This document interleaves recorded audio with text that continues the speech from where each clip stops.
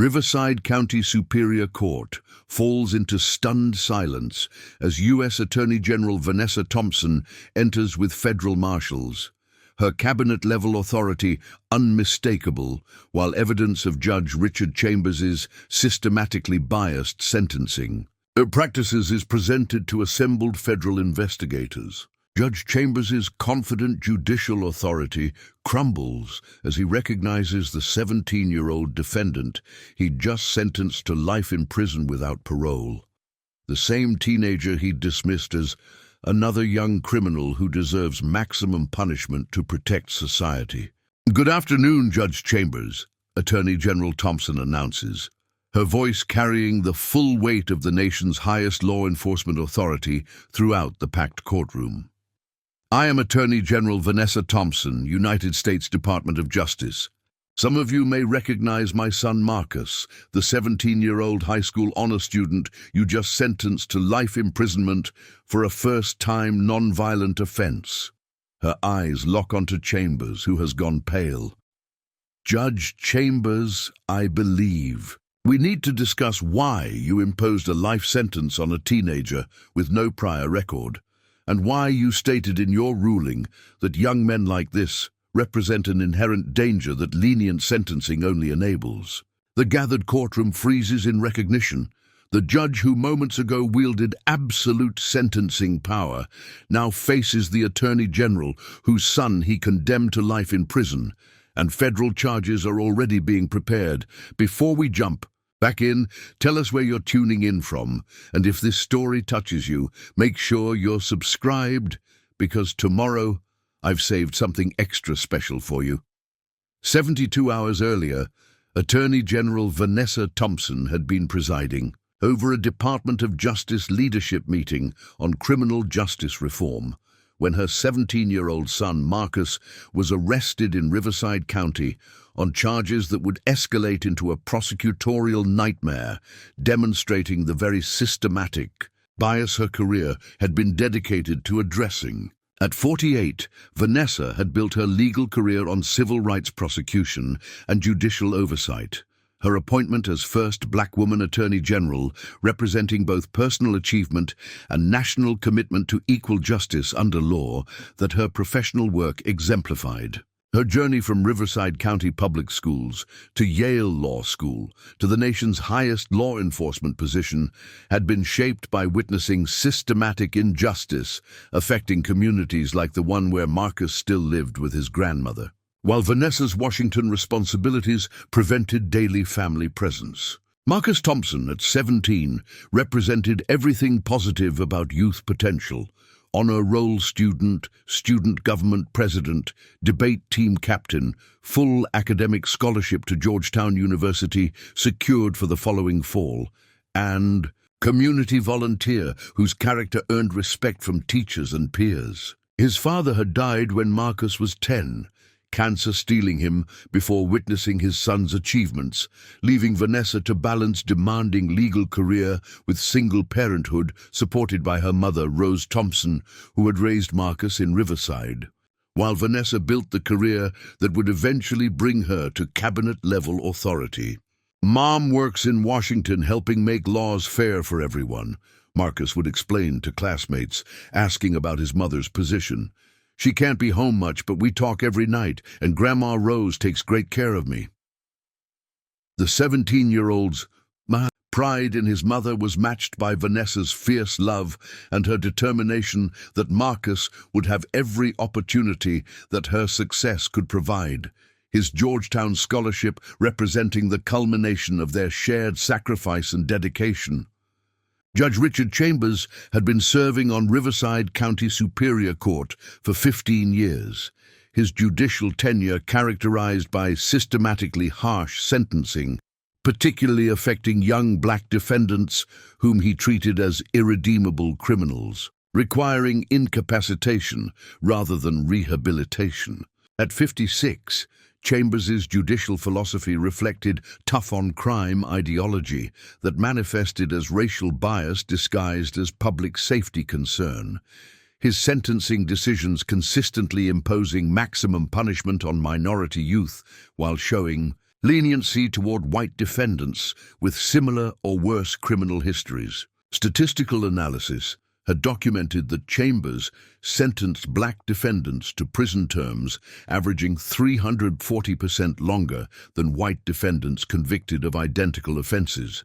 His pattern of discriminatory sentencing representing exactly the systematic judicial racism that federal oversight was designed to identify and address. Internal judicial oversight had reviewed complaints about Chambers' sentencing disparities without implementing meaningful correction, the judicial independence doctrine protecting judges from accountability while enabling systematic constitutional violations affecting thousands of defendants. District Attorney Robert Finley had been collaborating with Chambers through charging decisions that provided maximum sentencing exposure for minority defendants. His prosecutorial discretion systematically applied to ensure harsh outcomes that his law and order political brand required. The institutional coordination between prosecutor and judge had created pipeline where minor offenses involving black youth were charged as serious felonies, while white teenagers received diversion programs and second chances that systematic bias denied to minority defendants. Marcus's arrest had occurred during a traffic stop where he was passenger in vehicle driven by classmate who was pulled over for minor traffic violation, the routine stop escalating when officer claimed to smell marijuana and demanded vehicle search. The search had discovered small amount of prescription medication belonging to another passenger who had left it in the car, pills that were legally prescribed but being transported without the prescription bottle, creating technical violation.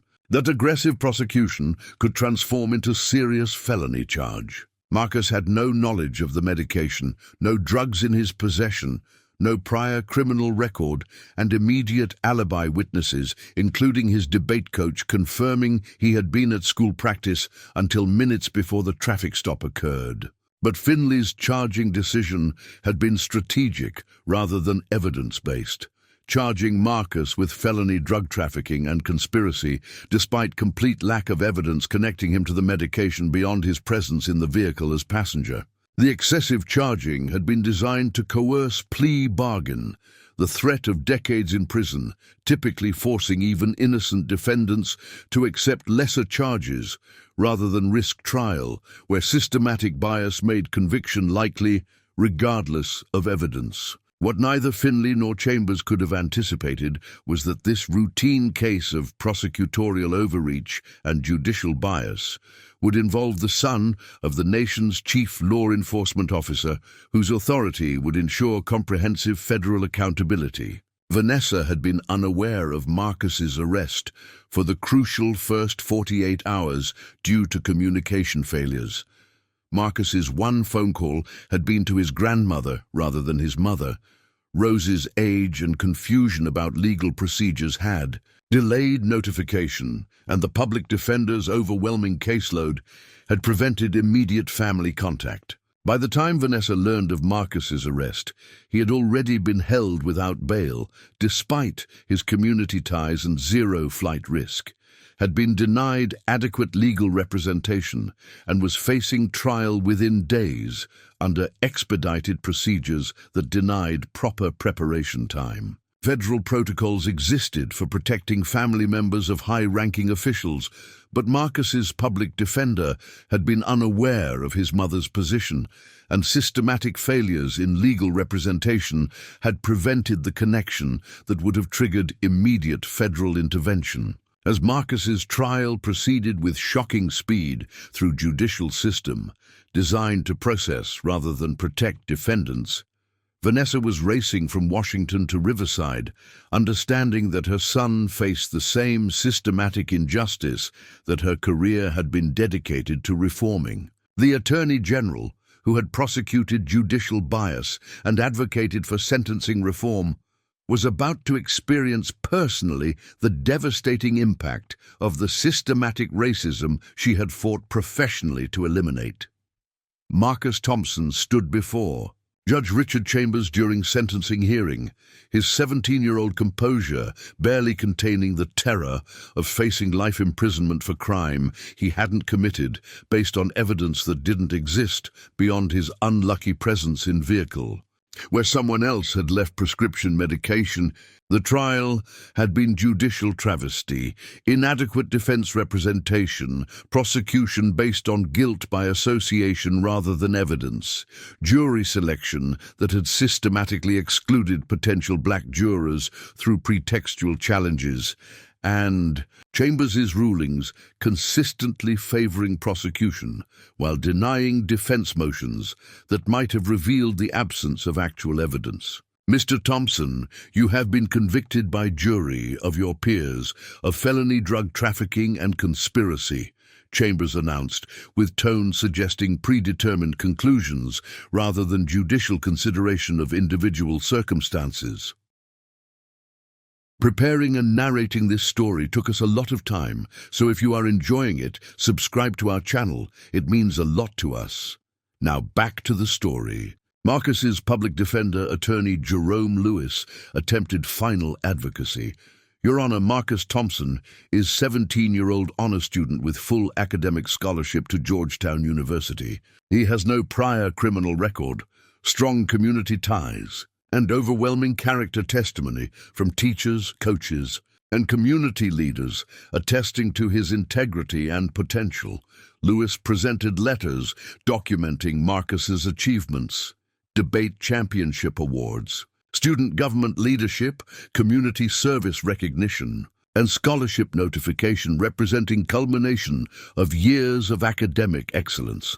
The evidence shows Marcus was merely passenger in vehicle where contraband was found. Lewis continued.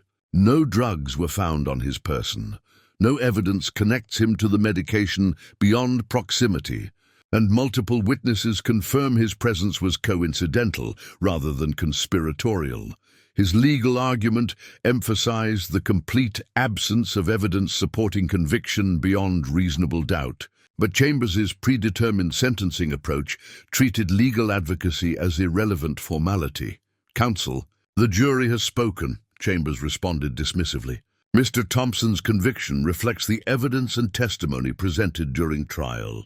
Character references don't outweigh criminal conduct. Endangering our community, the characterization of Marcus's passive presence as criminal conduct endangering community revealed exactly the systematic bias that transformed innocent black youth into threats requiring maximum punishment. Grandmother Rose Thompson, sitting in courtroom gallery, provided family testimony. Your Honor, Marcus is good boy who has never been in trouble. He works hard in school, helps in our community, and was preparing for college when this terrible mistake happened.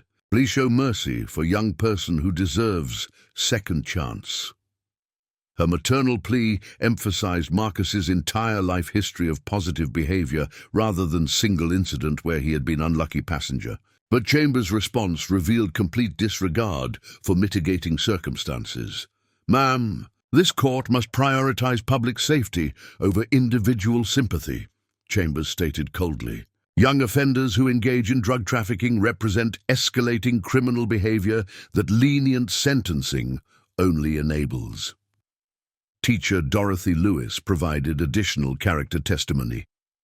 Your Honor, I've taught Marcus for 3 years. He's exceptional student, natural leader, and positive influence on peers. His arrest is completely out of character, and his conviction appears to be tragic misunderstanding.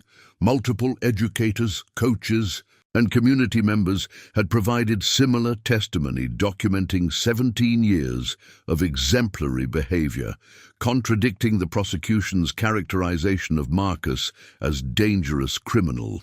But Chambers dismissed their testimony as misguided sympathy. The court has reviewed the character letters and testimony, Chambers acknowledged perfunctorily. However, criminal behavior reveals character that academic success may mask. This court's responsibility is protecting society from those who choose criminal paths regardless of their previous achievements. His judicial reasoning treated Marcus's entire childhood of positive behavior as irrelevant compared to single incident where he had been passenger in vehicle where someone else had left medication. Marcus finally spoke on his own behalf. "Your Honor, I didn't know about those pills. I was just getting a ride home from debate practice. I've never been in trouble before, and I was supposed to start Georgetown in the fall. Please don't take away my entire future for something I didn't do." His articulate self-advocacy demonstrated exactly the intelligence and potential that harsh sentencing would destroy. But Chambers's predetermined conclusions made personal appeal futile. "Mr. Thompson, this court has heard your statement." Chambers responded without evident empathy. "However, your education and articulation make your criminal choices more rather than less culpable. Someone with your advantages should have known better than to associate with drug trafficking activities, the victim-blaming logic punished Marcus for his achievements rather than recognizing them as evidence of character inconsistent with criminal behavior. Chambers announced his sentence. With shocking severity, "Marcus Thompson, you are hereby sentenced to life in prison without possibility of parole." The sentence reflects the serious nature of drug trafficking, the need to protect our community from criminal elements, and the court's assessment that young offenders like yourself represent continuing danger that rehabilitation cannot adequately address. The courtroom erupted in shocked reactions. Rose, Thompson's scream of anguish, supporters' protests at the unjust severity, Lewis's immediate objection about grossly excessive sentencing, and Marcus's visible collapse as the reality of life imprisonment destroyed his college dreams and entire future. "Your Honor, this sentence is unconscionable," Lewis protested. "Life without parole for 17-year-old first-time offender with no evidence of actual criminal conduct violates constitutional proportionality and represents cruel and unusual punishment." Chambers gavelled for order.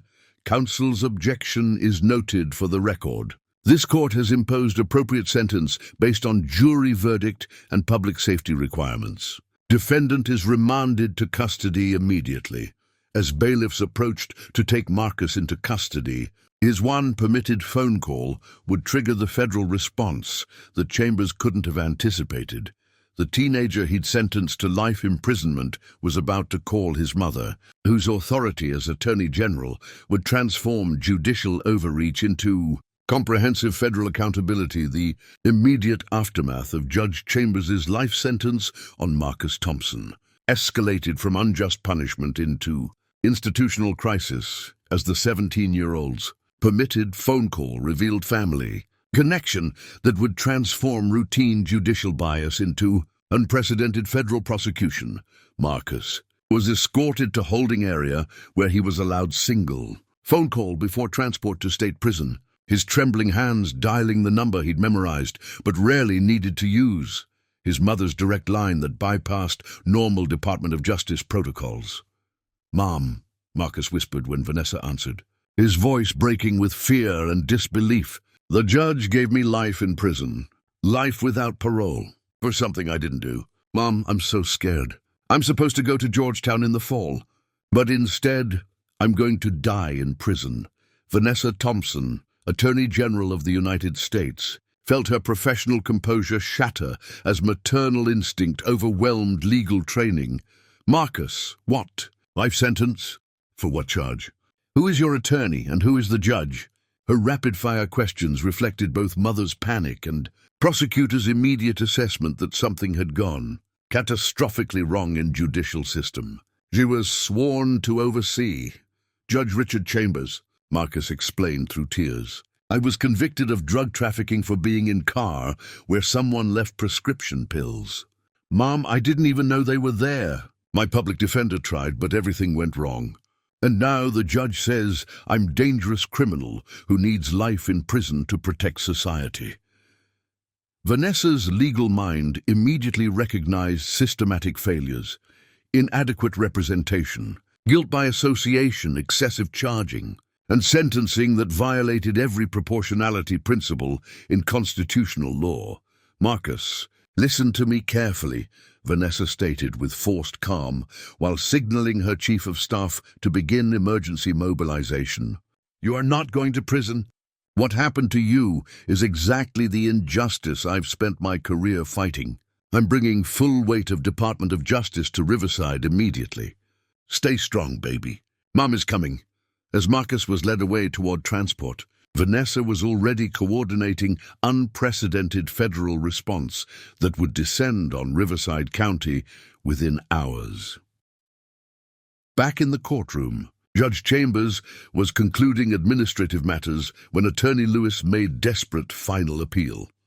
"Your Honor, I need to inform you that Marcus Thompson's mother is Vanessa Thompson, United States Attorney General. This case will receive federal scrutiny that may reveal serious procedural and constitutional problems."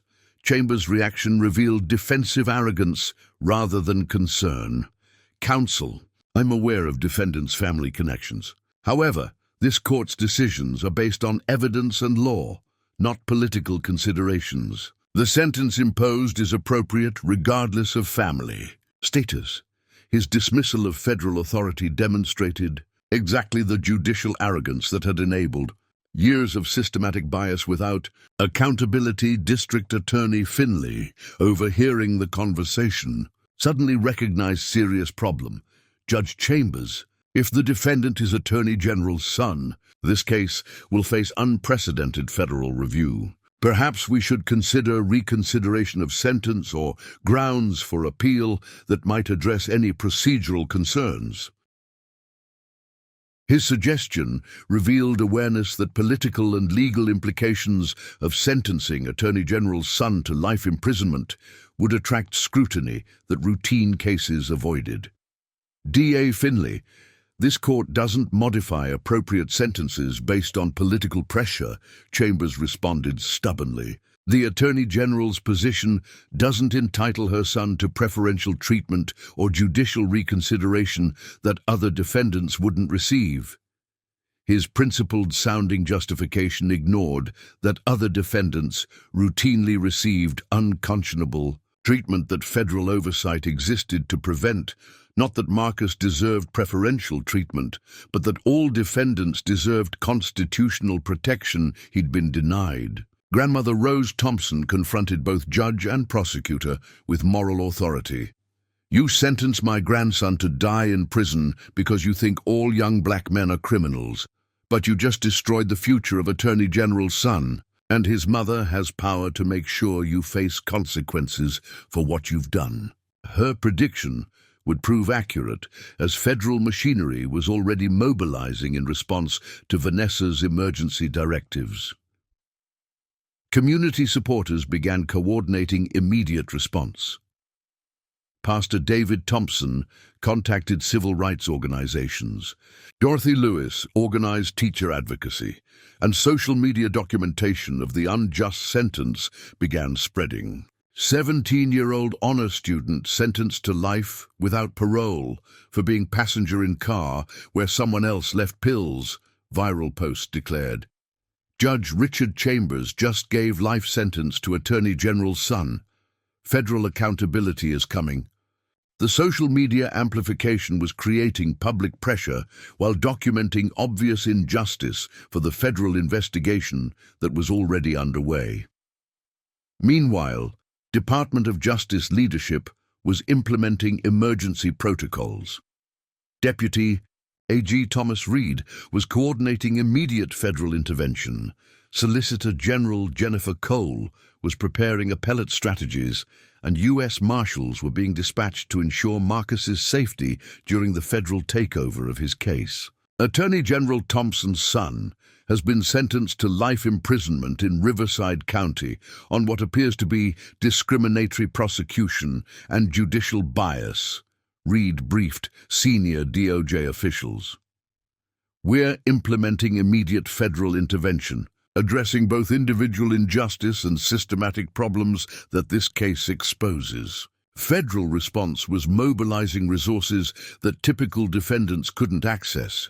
But the comprehensive intervention would address systematic failures affecting thousands of defendants rather than merely securing privileged justice for one cabinet family. As Chambers left courthouse confident in his judicial independence and Finley worried about political implications, neither yet fully grasped that sentencing Attorney General's son to life imprisonment had triggered federal reckoning that would expose systematic judicial racism requiring comprehensive accountability. The institutional protection that had enabled years of biased sentencing was about to confront unprecedented federal authority, demanding justice for the teenager whose only crime had been being black, in a vehicle where someone else had left prescription medication.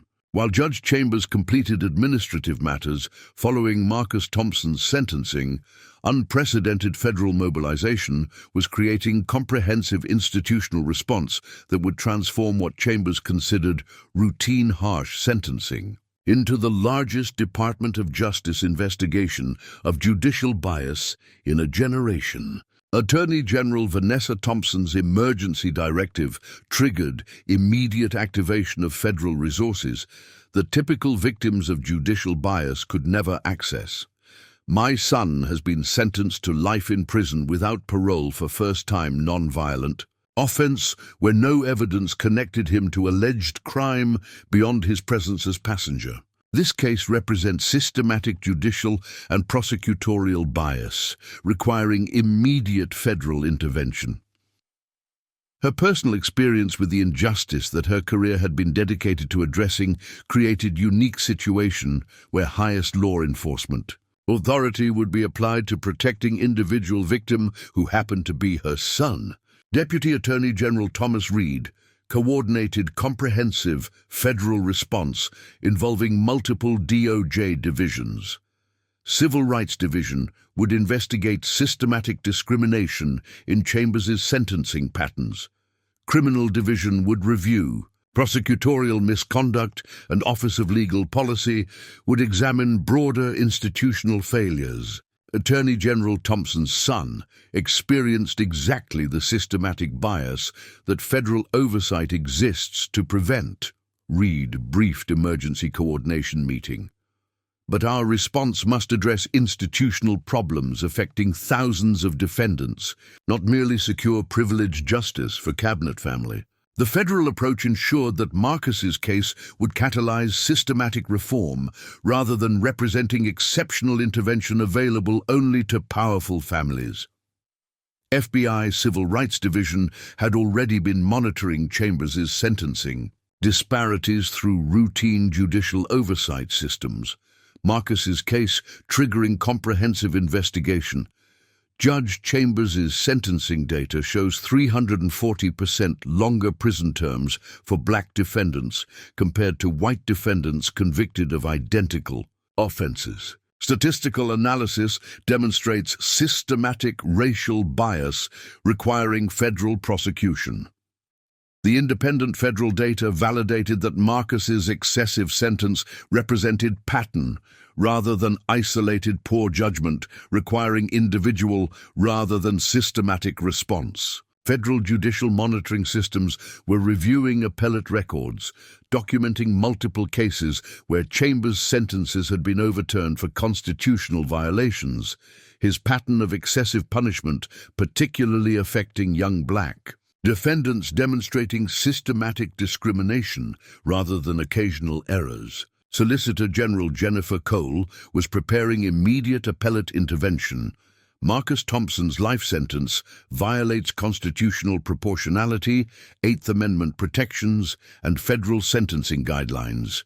Emergency appeal will seek immediate release pending comprehensive review. The federal appellate strategy would provide immediate relief, while broader investigation addressed systematic problems enabling the injustice. Meanwhile, civil rights organizations had independently identified Marcus's case through media monitoring. 17-year-old honor student with Georgetown scholarship sentenced to life without parole for being passenger where prescription medication was found. Case demonstrates systematic bias affecting black youth in criminal justice system.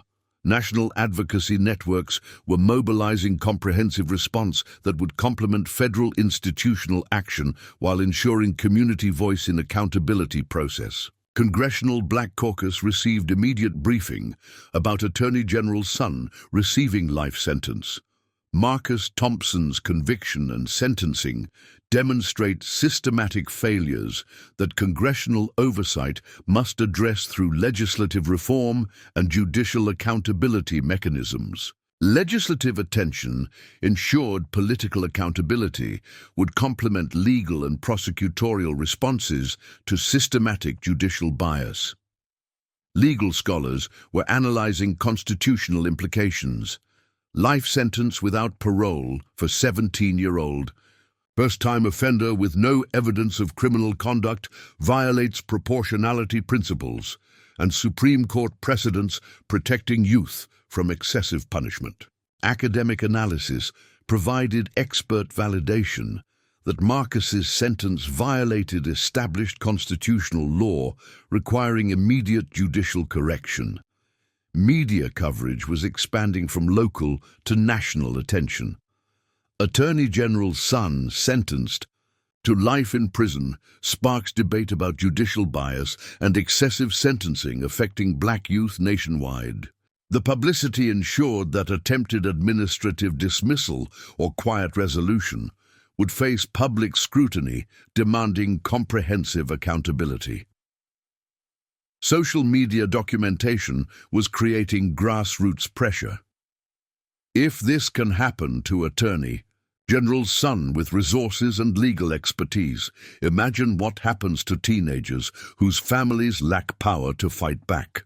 Public consciousness about privilege differential was elevating the case to broader examination of systematic inequality in criminal justice system. Federal prison authorities received emergency directive. Marcus Thompson is not to be transferred to general population pending federal review. Special protective custody under federal supervision required due to ongoing investigation and appeal. The protection ensured Marcus's safety while federal intervention proceeded, his youth and vulnerability requiring special safeguards during legal proceedings. Innocence Project and criminal justice reform organizations were reviewing Marcus's case file.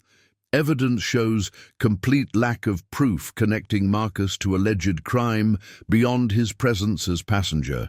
This represents exactly the guilt by association prosecution that reforms are designed to prevent. Reform advocacy would ensure that Marcus's case addressed systematic problems rather than remaining isolated incident. White House was briefed on developing situation.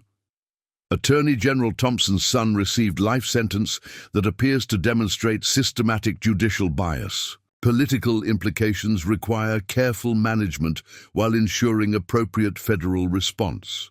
Presidential awareness ensured highest levels of government would monitor situation requiring both legal and political sensitivity.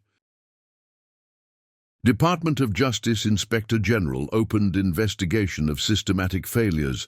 How did judicial system sentence Attorney General's son to life imprisonment without adequate legal representation, evidentiary basis, or proportional sentencing? Triggering earlier federal intervention, the institutional self-examination would address failures that had allowed Marcus's case to proceed to sentencing before federal resources were mobilized.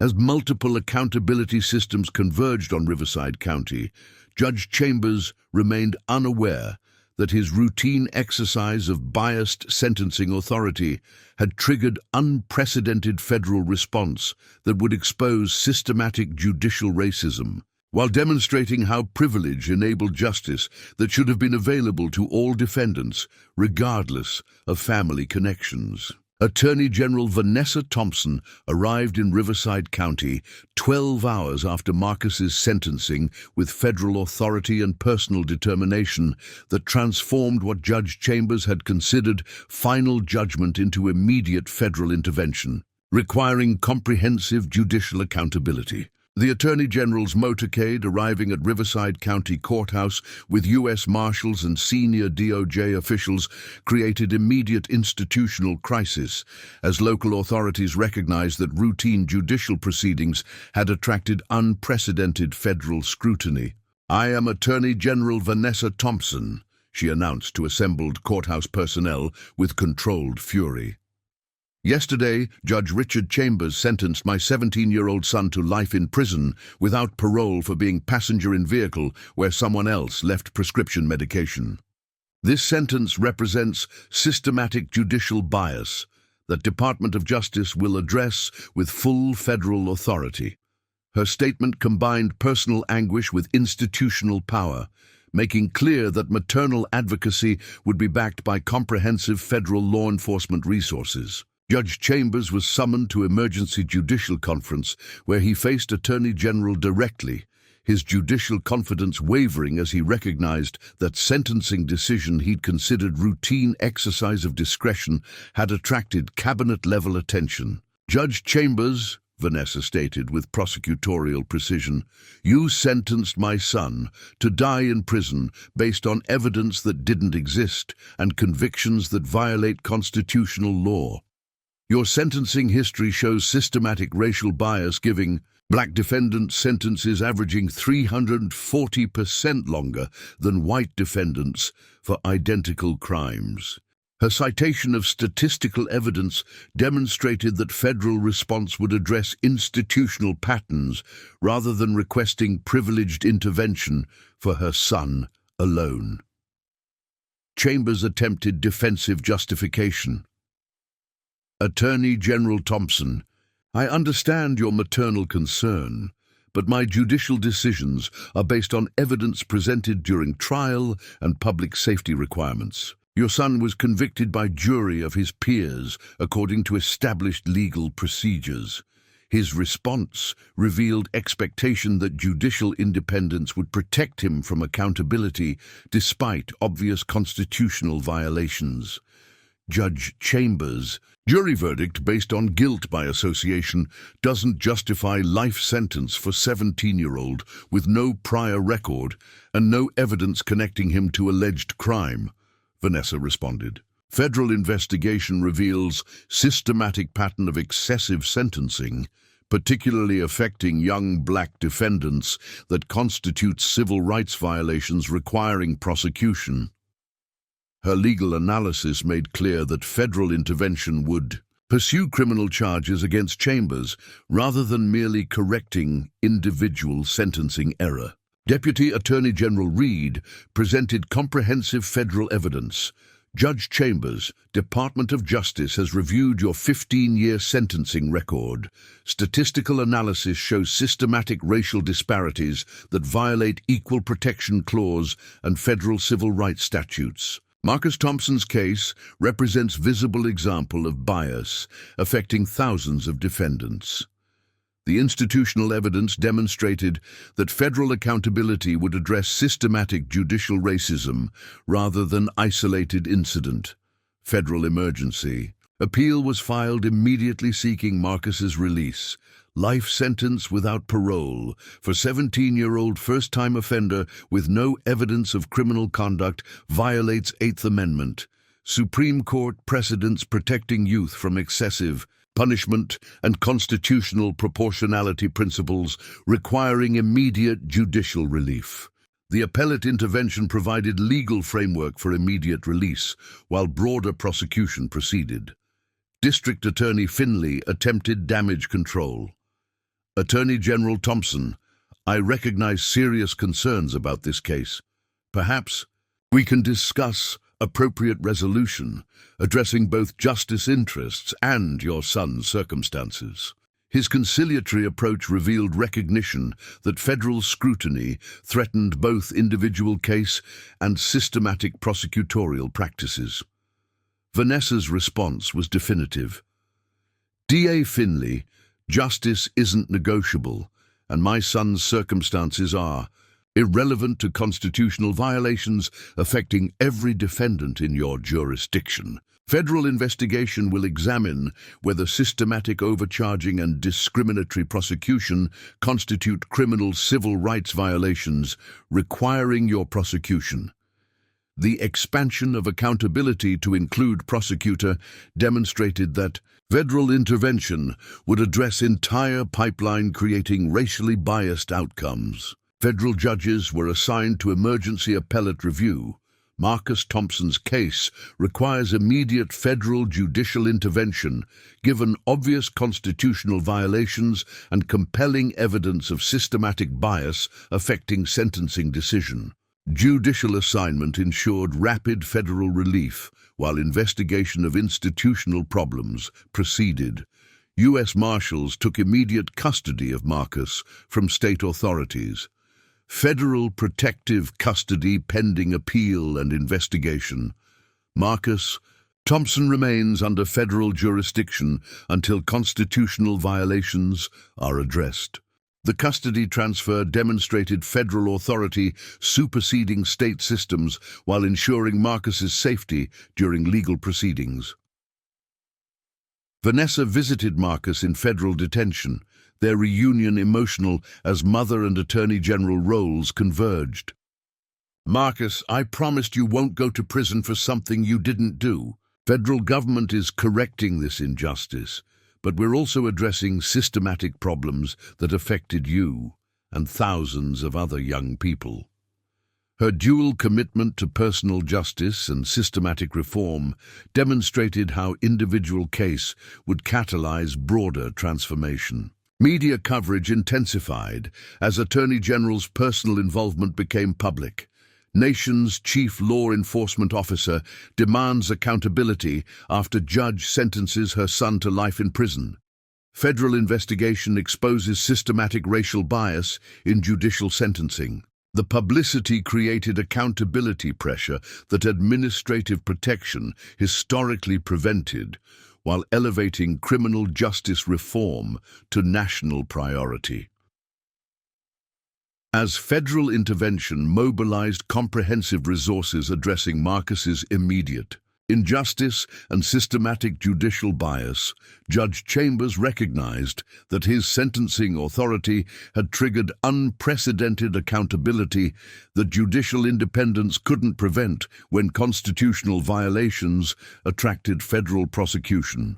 The transformation from routine harsh sentencing to federal crisis demonstrated how privilege enabled justice, but also how that privileged intervention could be leveraged to demand systematic reforms benefiting all defendants rather than securing exceptional treatment for powerful families. Riverside County judicial system became epicenter of federal intervention, as Attorney General Thompson's unprecedented use of cabinet authority combined with comprehensive evidence of systematic bias to expose Judge Chambers' sentencing practices as criminal civil rights violations requiring immediate prosecution. Within 48 hours of federal intervention, appellate court granted emergency relief, ordering Marcus's immediate release pending comprehensive review. Life sentence without parole for 17-year-old first-time offender based on guilt. By association, violates constitutional proportionality and Supreme Court precedents. Defendant's immediate release is necessary to prevent irreparable harm, while constitutional violations are addressed. The rapid judicial relief demonstrated how federal appellate intervention could correct obvious injustice when cases received appropriate scrutiny that systematic bias typically prevented through overwhelming caseloads and inadequate representation. Marcus walked out of detention into his mother's embrace, their reunion captured by media, creating powerful imagery.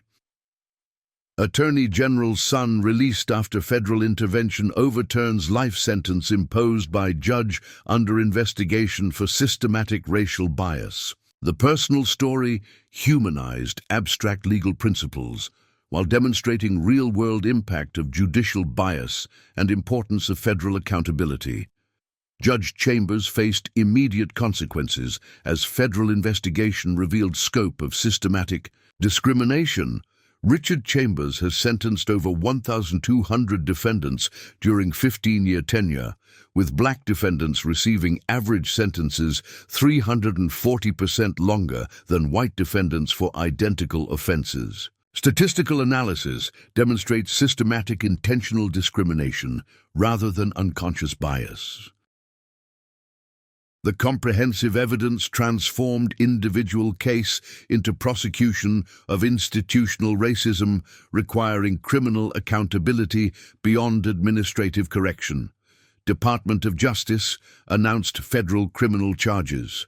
Richard Chambers faces federal prosecution for conspiracy to violate civil rights, deprivation of rights under color of law, and systematic discriminatory sentencing constituting hate crimes. Evidence demonstrates 15-year pattern of intentional racial bias affecting thousands of defendants.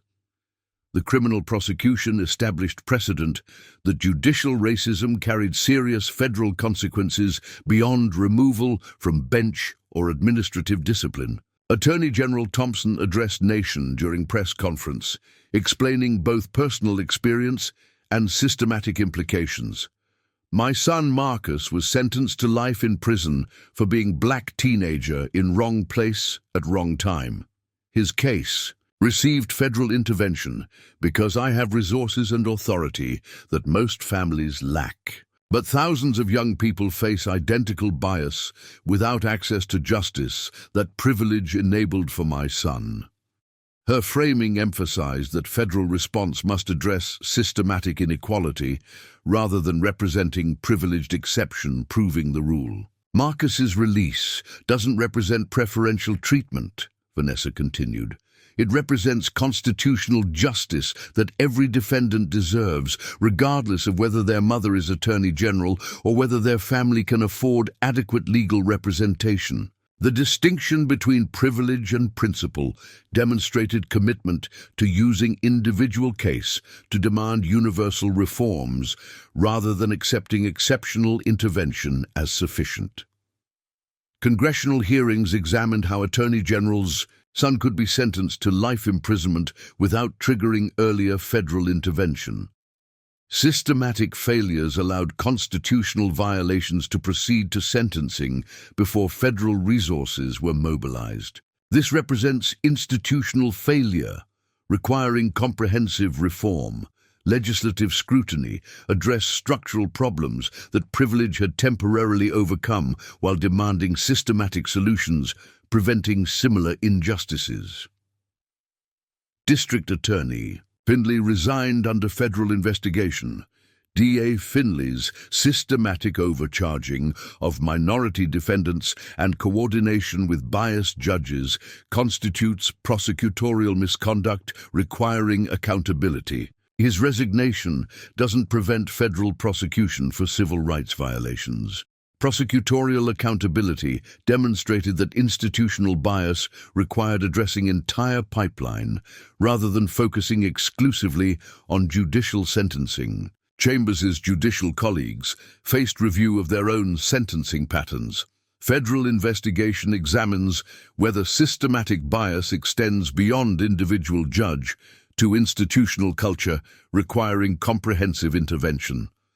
Broader institutional examination ensured that accountability addressed systemic rather than individual problems. National Sentencing Commission used Marcus's case to advocate for reforms.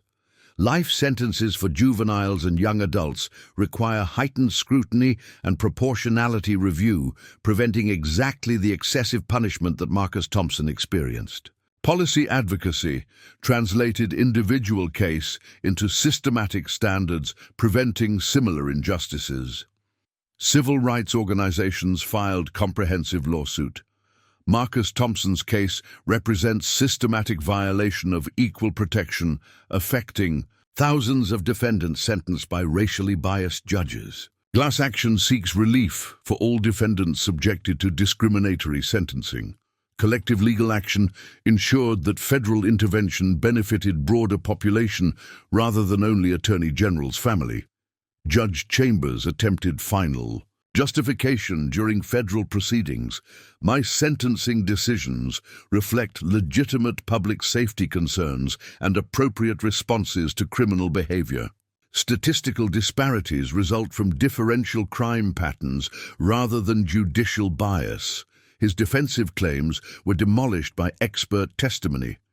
Controlling for offense severity, criminal history, and all legitimate sentencing factors. Racial disparities in Judge Chambers' sentences persist at statistically significant levels, indicating intentional discrimination. As comprehensive federal prosecution proceeded and systematic reforms were implemented, the power shift was complete. The judge who had confidently sentenced teenager to life imprisonment now faced federal prosecution, while his thousands of previous sentences were being reviewed for constitutional violations. Most importantly, Marcus's experience had exposed how privilege enabled justice while demanding that such justice become universal right rather than exceptional intervention available only to powerful families. The Attorney General, whose son had been victimized by systematic racism she had professionally fought, was ensuring that her maternal advocacy would catalyze reforms benefiting all families rather than securing privileged exception that left systemic injustice intact.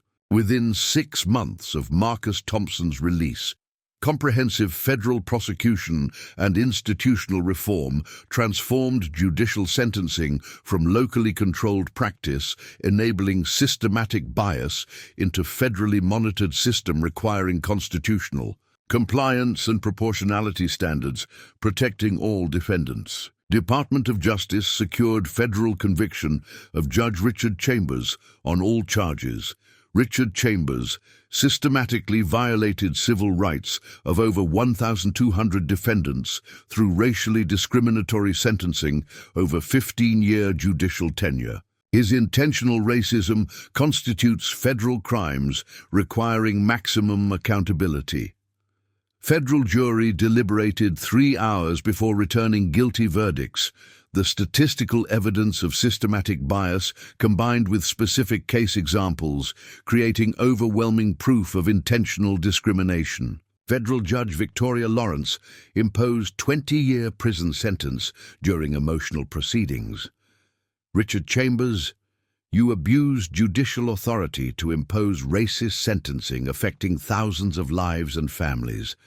Your systematic discrimination destroyed futures, separated families, and violated constitutional rights you were sworn to protect. Maximum federal sentence acknowledges devastating harm you caused. The substantial federal sentence established precedent that judicial racism carried serious criminal consequences rather than merely administrative discipline or removal from bench. Comprehensive sentence review process examined all 1,200+ cases Chambers had sentenced. Federal review identifies 847 cases where Chambers imposed sentences exceeding guidelines based on discriminatory factors. Affected defendants are entitled to resentencing hearings with adequate representation. The massive review process ensured that systematic bias was corrected beyond Marcus's individual case, though logistical challenges of addressing hundreds of unconstitutional sentences revealed scope of harm judicial racism had caused. Civil rights settlement included $8.9 million compensatory damages for Marcus, plus funding for comprehensive legal representation for all defendants affected by Chambers' bias. Financial compensation addresses Marcus's trauma, but systematic legal support ensures justice for thousands whose cases didn't attract federal attention. Attorney General Thompson donated settlement funds to criminal justice reform organizations. My son's suffering should benefit others facing similar injustice. These resources will support defendants who lack privilege that enabled Marcus's swift justice. Her commitment to leveraging privilege for systemic benefit demonstrated how individual case could catalyze broader transformation. District Attorney Finley faced federal prosecution for systematic discriminatory charging. D.A. Finley coordinated with Judge Chambers to ensure maximum sentences for minority defendants while offering lenient plea bargains to white defendants with similar or worse criminal conduct. Prosecutorial accountability addressed institutional pipeline, creating racially biased outcomes beyond judicial sentencing alone. Riverside County judicial system underwent complete federal restructuring, independent sentencing review board, mandatory implicit bias training, statistical monitoring of sentencing patterns, automatic federal review of sentences exceeding guidelines, and community oversight ensuring accountability. Federal consent decree continues until Riverside demonstrates sustained constitutional compliance, DOJ monitors announced. National Judicial Accountability Act established federal standards for monitoring judicial bias, mandatory statistical analysis of sentencing patterns, automatic investigation when racial disparities exceed thresholds, enhanced appellate review of excessive sentences, and federal prosecution authority when systematic bias is documented. Marcus Thompson's case demonstrated need for proactive monitoring, preventing rather than merely correcting judicial racism, congressional sponsors explained. Attorney General Thompson established DOJ Civil Rights Division Unit specifically addressing judicial bias. Systematic monitoring and enforcement ensures that judicial discrimination faces federal accountability, regardless of whether victims have powerful families demanding intervention. The institutional innovation ensured sustained federal attention to problems that had historically escaped accountability through judicial independence doctrine. Marcus resumed preparations for Georgetown while advocating for criminal justice. Reform.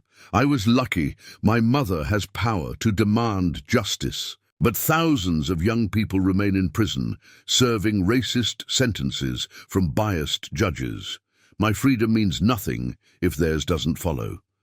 His advocacy emphasized collective justice rather than individual privilege, using his platform to demand systematic reforms. Educational programs incorporated Marcus's case into law school curriculum. Thompson v. Chambers demonstrates how systematic judicial bias operates and why federal oversight is necessary to protect constitutional rights when local systems fail. Academic integration ensured future legal professionals understood both mechanics and consequences of judicial discrimination. Data analysis 2 years after intervention showed measurable impact. Average sentences in Riverside decreased 43%, while crime rates remained stable. Racial disparities in sentencing dropped 78% under federal monitoring, and wrongful conviction rates decreased as better representation and oversight improved case outcomes. Evidence demonstrates that harsh racist sentencing didn't serve public safety. It only served to perpetuate systematic discrimination, criminal justice researchers documented. Marcus graduated from Georgetown with honors and attended Yale Law School. I want to become prosecutor who seeks justice rather than convictions, who protects rather than destroys young people like I was. His career trajectory represented transformation of personal trauma into professional commitment to preventing similar injustices affecting vulnerable youth in criminal justice system. Teacher Dorothy Lewis reflected on Marcus's resilience. Marcus could have become bitter or broken by his experience with injustice. Instead, he channeled trauma into advocacy, ensuring other young people received protection he nearly lost. Educational perspective validated that systematic support enabled trauma survivors to transform suffering into social contribution. Grandmother. Rose Thompson's advocacy for families affected by judicial bias. I watched my grandson nearly destroyed by racist judge who saw black teenager as threat requiring life imprisonment. No family should experience that terror.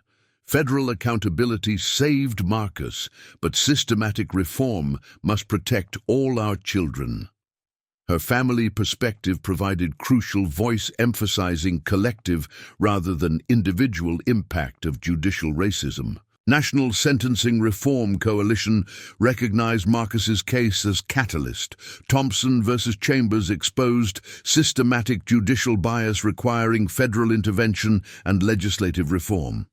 Marcus Thompson's advocacy has protected countless young people from discriminatory sentences that destroy futures. Advocacy organizations ensured sustained pressure beyond initial prosecution and reforms, maintaining focus on systematic transformation. Restorative justice programs brought Marcus into dialogue with formerly incarcerated individuals who had received excessive sentences from Chambers. Sharing our experiences helps collective healing while educating public about human cost of judicial racism affecting thousands beyond Attorney General's family. Alternative accountability approaches addressed both individual trauma and community healing beyond punitive justice alone. Academic research examining Marcus's case documented how privilege enabled justice. Thompson's case demonstrates that constitutional rights are more readily enforced for powerful families. Systematic reform requires ensuring that privilege enabling swift justice becomes universal standard rather than exceptional intervention. Scholarly analysis elevated individual case to examination of structural inequality in legal system requiring comprehensive institutional change. Congressional testimony by Vanessa Thompson about systematic reforms. My son's experience taught me that even as Attorney General, I couldn't protect him from systematic racism embedded in judicial system. Federal power enabled correction, but prevention requires institutional transformation, ensuring all defendants receive constitutional protection. Her legislative advocacy translated personal experience into policy priorities, addressing systematic problems. Judicial ethics training incorporated Chambers' case as cautionary example. Judge Chambers' systematic racism destroyed thousands of lives while violating judicial oath and constitutional principles. Every judge must confront implicit bias and ensure sentencing decisions reflect evidence and law, rather than racial stereotypes. Professional education addressed cultural transformation beyond policy implementation alone. Federal funding supported public defender offices, ensuring adequate representation. Marcus Thompson had inadequate legal representation that failed to prevent constitutional violations. Systematic investment in defense services ensures that indigent defendants receive protection that wealth should not determine. Resource allocation addressed foundational inequality, where inadequate representation enabled judicial bias to proceed without adequate challenge. Marcus's younger sister, Destiny, pursued criminal justice advocacy. Watching my brother nearly destroyed by racist judge taught me that systematic change requires sustained commitment. I want to continue fighting for justice that my family's privilege enabled, but that everyone deserves. Intergenerational commitment demonstrated how individual trauma could inspire sustained family dedication to institutional reform. 3 years after sentencing, Marcus addressed graduating law students. I was 17 when judge sentenced me to die in prison for being black teenager in wrong place. My mother's position enabled federal intervention that most families can't access. Your legal careers must ensure that justice isn't privilege. It's right protected for everyone. His commencement address challenged future lawyers to address systematic inequality their professional work would encounter. Judge Chambers served his sentence while multiple civil suits from former defendants proceeded.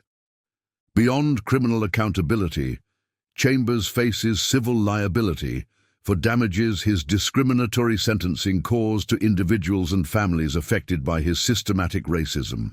Comprehensive accountability included both criminal and civil consequences, ensuring multiple forms of justice for affected communities.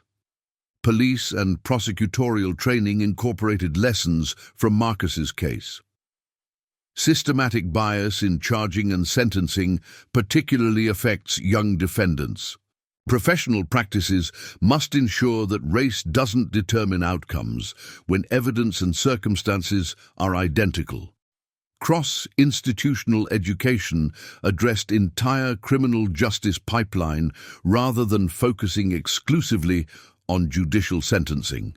Vanessa Thompson's continued advocacy balanced Attorney General duties with personal commitment. Marcus's case, personalized injustice, I'd spent career addressing professionally. Maternal experience deepened understanding that abstract legal principles represent real families suffering from systematic discrimination. Her integration of personal and professional perspectives demonstrated how individual experience could inform institutional leadership. The accountability process proved that comprehensive response to judicial bias required criminal prosecution, civil liability, systematic review of affected cases, institutional reform, enhanced legal representation, federal monitoring, and sustained advocacy, ensuring that justice became universal right rather than privileged exception available only to powerful families with resources to demand constitutional compliance. Marcus's freedom and future represented both personal victory and ongoing reminder that thousands remained imprisoned under racist sentences, requiring continued advocacy and systematic reform. Over the following 48 months, the transformation, catalyzed by Marcus Thompson's unjust sentencing, evolved from Riverside County specific reforms into national movement addressing systematic judicial bias that had affected countless defendants, while institutional protection had prevented adequate accountability. The Marcus Thompson Judicial Accountability Act established comprehensive federal standards for monitoring and addressing judicial bias, mandatory statistical analysis of all judges' sentencing patterns, automatic federal investigation when racial disparities exceed defined thresholds, enhanced appellate review for sentences exceeding proportionality guidelines, and federal prosecution authority when systematic discrimination is documented. Marcus Thompson's near destruction by racist judge demonstrated need for proactive federal monitoring, preventing rather than merely correcting judicial bias. Congressional sponsors explained during legislative debate. The legislative framework ensured federal resources would systematically address problems that had historically escaped accountability through judicial independence doctrine, protecting even discriminatory judges from oversight. Department of Justice established National Judicial Monitoring System, tracking sentencing patterns across all federal and state courts. Real-time statistical analysis identifies judicial bias, enabling early intervention before thousands of defendants experience discriminatory treatment. Technology infrastructure created systematic accountability that individual case review had never achieved, using data analytics to identify patterns invisible in isolated case examination. Sentencing review boards with community representation examined all sentences exceeding guidelines. Civilian oversight ensures judicial discretion serves justice rather than enabling discrimination. Community voice in sentencing accountability prevents institutional bias from self-perpetuating.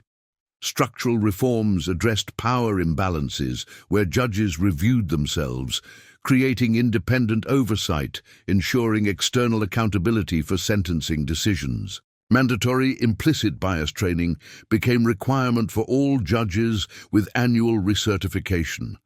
Judge Chambers claimed his discriminatory sentencing reflected legitimate public safety concerns rather than racism. Training addresses unconscious bias while establishing that ignorance doesn't excuse constitutional violations. Educational requirements acknowledged psychological dimensions of discrimination while holding judges accountable for ensuring bias didn't influence legal decisions.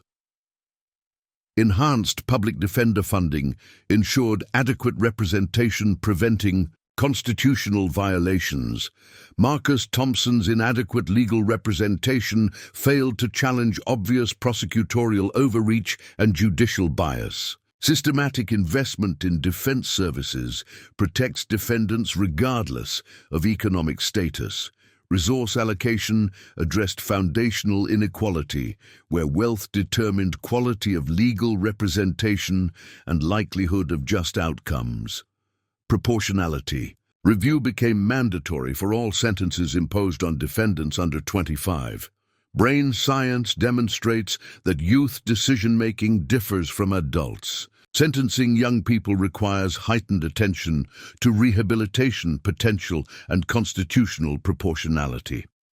Age-based protections addressed systematic tendency to treat young defendants as irredeemable criminals rather than recognizing developmental capacity for growth and change. Attorney General Thompson used her remaining cabinet tenure to prioritize criminal justice reform. Marcus's experience taught me that systematic racism in judicial system requires sustained federal attention and resources. My position enables advocacy that must benefit all families, not just my own.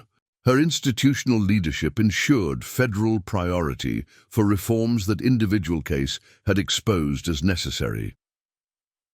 National database tracking judicial misconduct prevented problem judges from moving between jurisdictions.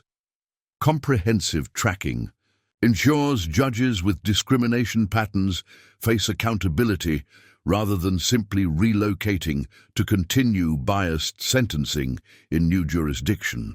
Information infrastructure addressed systematic problem where judges facing scrutiny would transfer rather than face meaningful consequences for constitutional violations.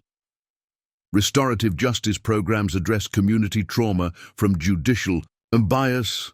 Discriminatory sentencing harms not only individual defendants, but entire communities who distrust judicial system that has systematically failed them. Healing requires acknowledging collective harm and providing comprehensive support. Alternative approaches recognize that punishing individual judges didn't fully address cultural damage, requiring community-centered healing processes. Academic research documenting Marcus's case influenced judicial decision-making nationwide. Thompson v. Chambers precedent established that statistical evidence of systematic bias can support federal criminal prosecution of judges. Appellate courts cite case when reviewing excessive sentences and discriminatory patterns. Legal precedent ensured. Marcus's experience shaped jurisprudence beyond immediate case, influencing how courts evaluated proportionality and discrimination claims. International human rights organizations recognized American judicial reform as addressing universal problems. Marcus Thompson's case catalyzed transformation, showing that protecting defendants from judicial racism serves both individual rights and institutional legitimacy. Global attention elevated judicial accountability from domestic concern to universal human rights standard, requiring international monitoring and best practices. 4 years after sentencing, comprehensive data demonstrated measurable transformation. Racial disparities in sentencing had decreased 68% in jurisdictions with federal monitoring. Average sentence lengths had declined, while recidivism rates remained stable and wrongful conviction rates had decreased as enhanced. Representation and oversight improved case quality. Numbers represent lives and families protected from discrimination that Marcus Thompson experienced, federal monitors reported. But sustained cultural change requires ongoing commitment beyond initial policy implementation. Marcus's continued advocacy while attending law school. My case exposed systematic problems affecting thousands. Federal intervention saved me, but justice requires ensuring every defendant receives constitutional protection, regardless of family privilege or resources. His emphasis on collective rather than individual justice demonstrated understanding. That personal victory meant nothing without systematic transformation benefiting broader population. Community oversight boards established through reforms provided ongoing accountability. Local monitoring prevents backsliding toward discriminatory practices once federal attention shifts. Sustained community power ensures judges remain accountable to people they serve. Grassroots infrastructure maintained pressure for continued compliance with constitutional standards beyond temporary federal intervention.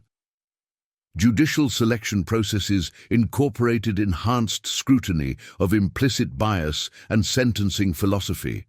Preventing judicial discrimination requires careful examination of candidates' beliefs and track records before appointment, rather than waiting for patterns to emerge after years of biased sentencing. Preventive reforms addressed systematic problems at source rather than relying solely on reactive accountability after discrimination had affected thousands of defendants. Educational curricula from elementary through law school incorporated. Thompson case: students learn about systematic bias in judicial system and importance of advocacy, ensuring constitutional protection for all defendants, regardless of privilege or family resources. Comprehensive education ensured future generations understood both mechanics and consequences of judicial discrimination, while inspiring commitment to preventing similar injustices. The systematic reforms demonstrated that comprehensive transformation required criminal prosecution, legislative action, technological infrastructure, community power, enhanced resources, cultural education, and sustained monitoring, ensuring that sentencing decisions reflected constitutional principles rather than racial bias that had nearly destroyed Marcus Thompson and thousands of other young people. 6 years after Judge Richard Chambers sentenced 17-year-old Marcus Thompson to life in prison, mother and son stood together at the National Criminal Justice Reform Conference, representing the personal and institutional transformation that had emerged from injustice that could have destroyed both individual life and family. Marcus, now 23, and Georgetown law graduate preparing for federal clerkship, addressed 3,000 attendees, including judges, prosecutors, defense attorneys, and advocacy organizations.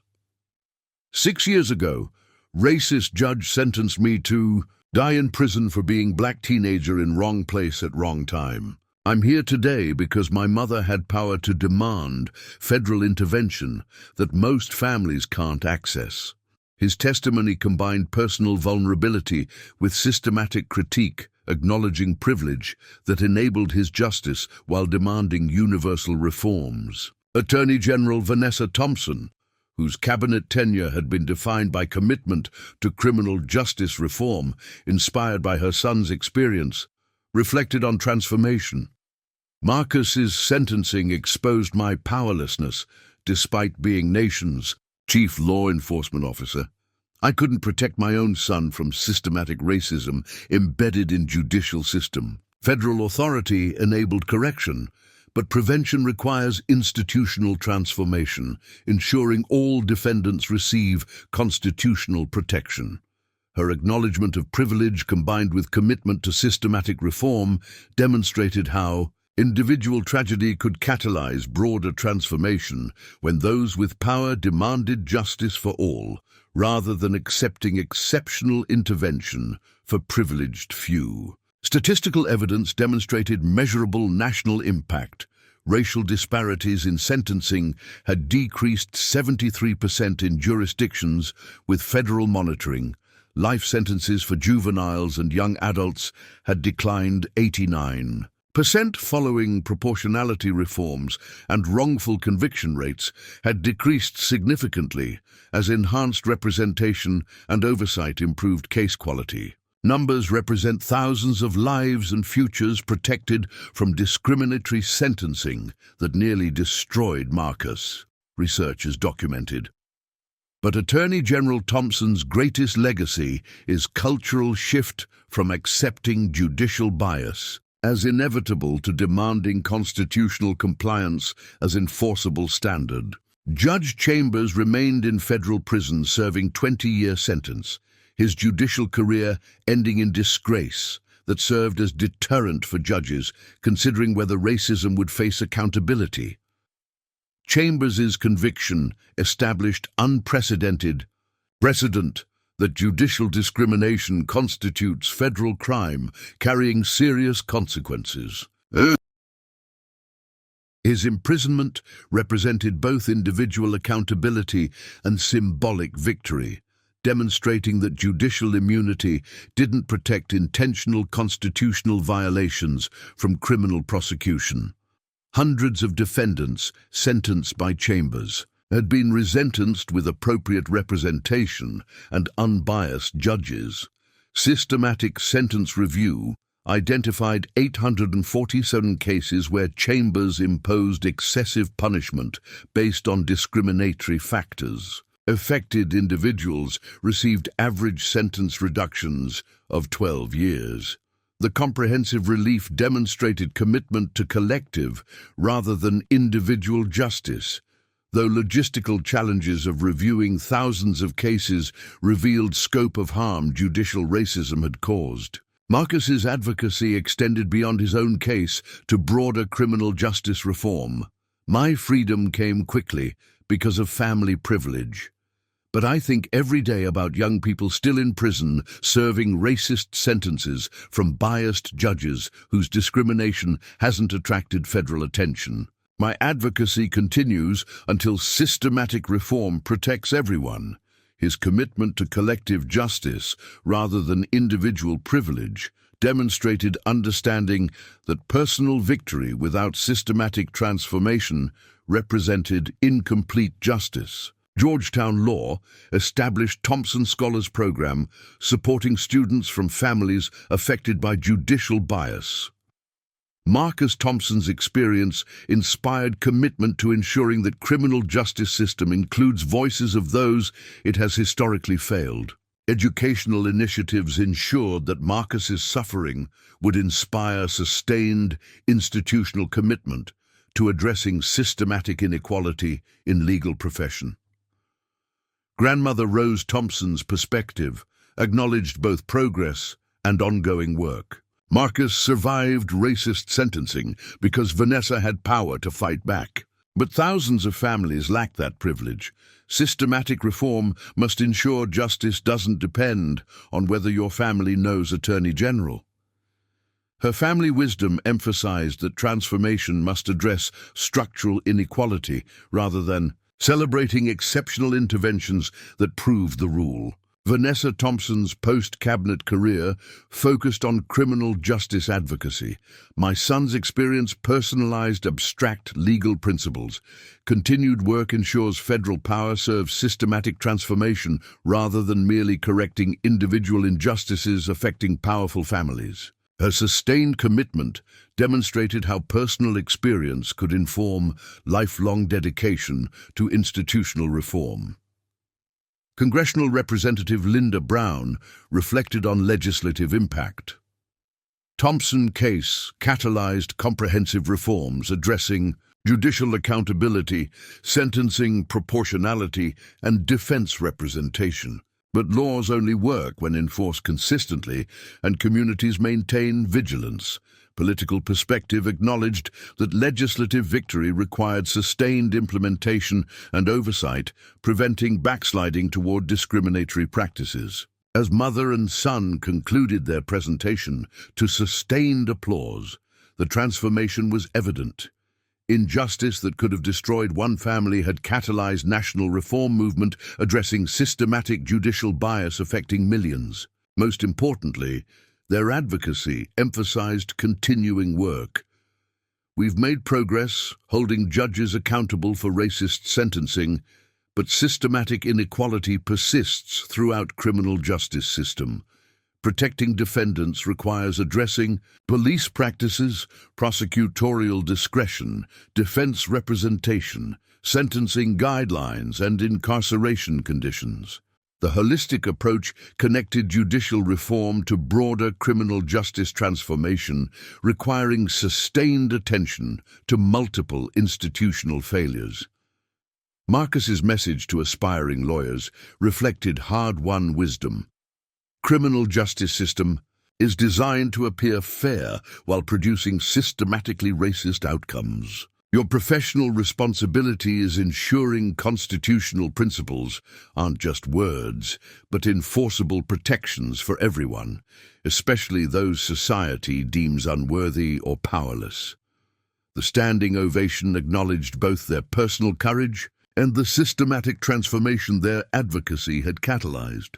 6 years after experiencing injustice that nearly destroyed him, Marcus Thompson had transformed from victim to advocate, demonstrating that trauma survivors could inspire change while acknowledging that privilege had enabled his swift justice. His future as federal prosecutor would be guided by determination that no teenager would face the racist sentencing he had experienced, that every defendant would receive constitutional protection regardless of family power, and that criminal justice system would serve rather than violate the principles it claimed to uphold.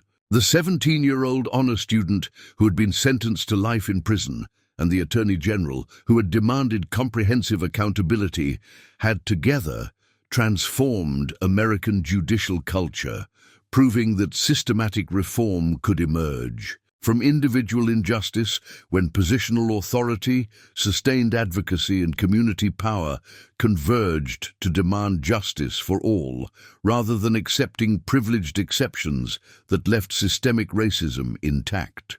Their legacy would be measured not in personal achievement alone, but in the thousands of defendants who would receive fair sentencing because one family refused to accept that judicial racism was immutable reality rather than conquerable injustice, requiring comprehensive federal intervention and sustained institutional transformation. That journey from unjust sentencing to federal accountability, from individual privilege to systematic reform, from maternal powerlessness to institutional transformation, represented the kind of change that made both judicial system and entire nation more just, more faithful to constitutional principles, and more committed to ensuring that equal justice under law meant protection for everyone rather than privilege available only to powerful families with resources to demand enforcement of rights that should have been universal guarantees. Up next, you've got 2 more standout stories right on your screen. If this one hit the mark, you won't want to pass these up. Just click and check them out. And don't forget to subscribe and turn on the notification bell so you don't miss any upload from us.